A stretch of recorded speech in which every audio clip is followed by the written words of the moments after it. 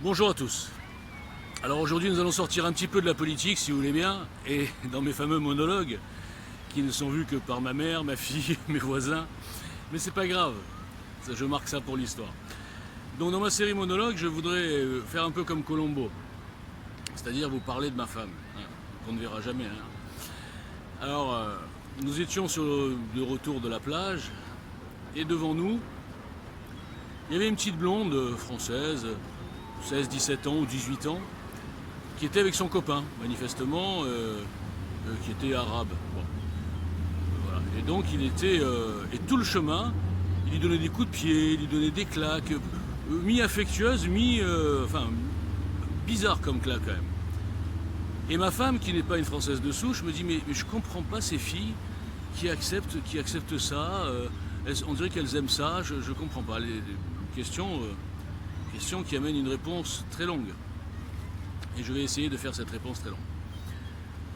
Alors en fait, pour moi, et en finissant ma démonstration, vous allez voir, j'ai l'impression que c'est du Zemmour, mais je ne fais pas exprès. Bon. En fait, tout part de la Seconde Guerre mondiale. Moi, ce que je crois, c'est qu'avec l'horreur qu'a connue notre continent, notre civilisation, une guerre horrible, avec tous les aspects horribles de la guerre, bien sûr, bon, comme toutes les guerres, mais celle-là peut-être encore plus, avec le bonus, si j'ose dire, le bonus de l'horreur de la Shoah, racisme incroyable, où on va jusqu'à industrialiser l'élimination d'un peuple, d'une race, d'une religion, enfin ce que vous voulez. Je crois qu'au sortir de cette guerre, les dirigeants ont dit, c'est ce qu'ils ont dit, plus jamais ça. Donc ils ont dit, on va essayer de construire une Europe de la paix, bienveillante, quelque chose où vraiment on ne pourra plus tomber dans cette sauvagerie indigne de notre civilisation. C'est vrai, hein, finalement, il y a même moins de 100 ans, et on se dit, mais comment est-ce possible? Bon, bref. Et en plus de ça, il y a eu cette autoculpabilisation de la Shoah. C'est vrai. Les Européens se sont sentis... bien sûr, c'était juste une idéologie de folie, isolée dans un pays qui a fait ça, mais quelque part, tous les Européens blancs caucasiens se sont sentis un petit peu coupables. C'est idiot, mais enfin, c'est comme ça. Donc c'est développé au sens large l'idéologie, on va dire, antiraciste.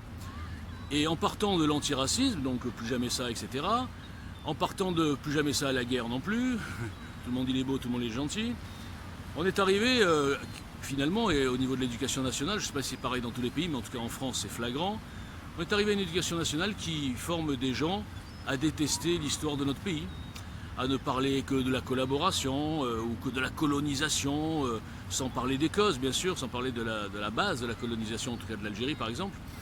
On va même plus parler de l'esclavage, bien sûr, l'esclavage, 200 ans, horrible, de traite des Noirs, mais on oublie bien sûr de parler que les vendeurs de Noirs, premier maillon de la chaîne, c'était des Noirs, donc ça n'avait pas vraiment de rapport avec du racisme, c'était de la simple saloperie, et d'exploiter un peuple dit faible à l'époque en tout cas.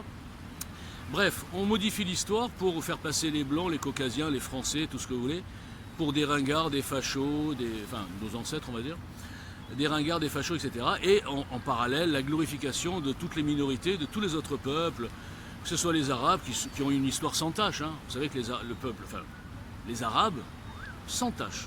Ils n'ont jamais fait 1200 ans de traite négrière, ils n'ont jamais colonisé l'Espagne, etc. Ils n'ont jamais fait des guerres partout où ils sont allés, enfin, ils n'ont jamais rien fait. Et puis les Noirs pareil, hein, je veux dire, dans les tribus, tout le monde sait qu'il n'y a jamais rien eu, c'est que des gens vraiment, des humanistes, etc. Bon, je plaisante, mais juste pour dire qu'on est arrivé à une caricature. Et peu à peu, donc on a formé des gens dans une civilisation faible.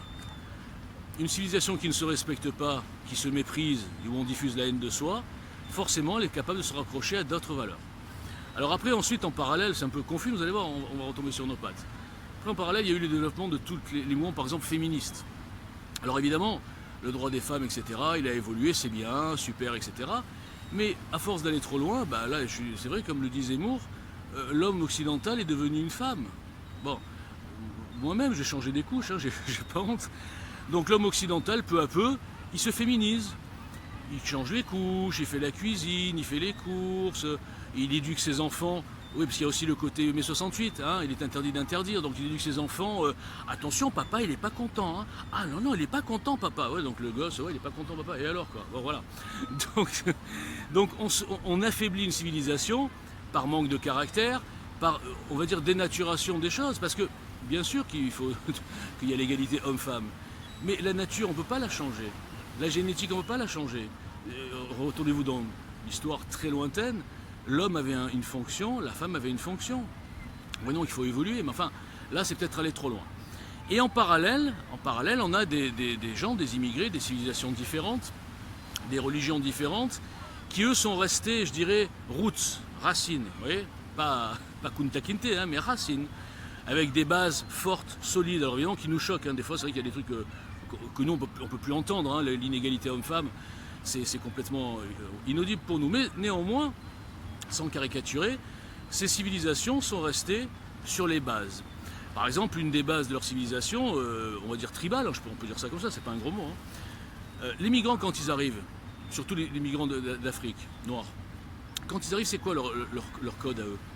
Leur code, c'est que le chef de la tribu, c'est pas le plus intelligent, le plus cultivé, le meilleur mec de dîner de salon qui va vous raconter des citations et toute sa culture. Non, c'est le plus méchant, c'est le plus fort, c'est souvent même le plus vicieux.